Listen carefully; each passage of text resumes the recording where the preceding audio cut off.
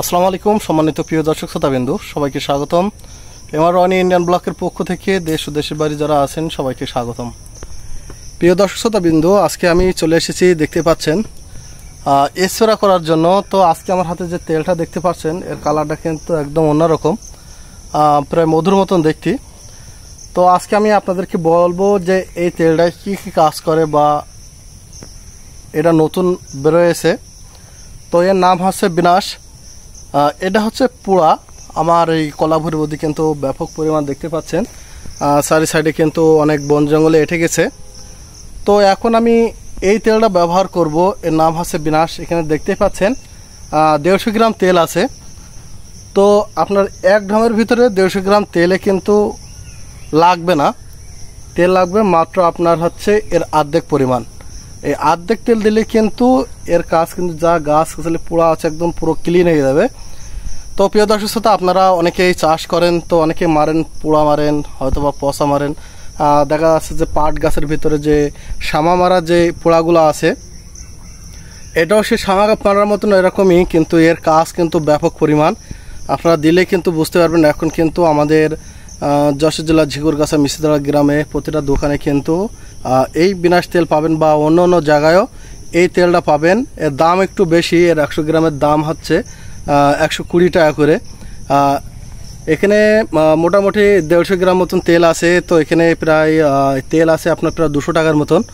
তো এই 200 টাকার তেলে আপনার কি কাজ হবে, এর অর্ধেক তেলে কিন্তু 2 ড্রামে হবে। 2 ড্রাম তেলে বুঝতেই পারছেন 2টা ভুঁই কিন্তু 1 বিঘা করে প্রায় কমপ্লিট হয়ে যাবে পোড়া মালতে গেলে।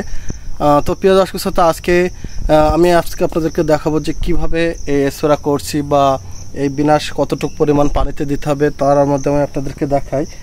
এখানে কিন্তু দেখতে পাচ্ছেন পুরো 1 ঢম পানি আছে। এই 1 ঢম পানিতে কিন্তু এর অর্ধেক পরিমাণ কিন্তু আমি দেব।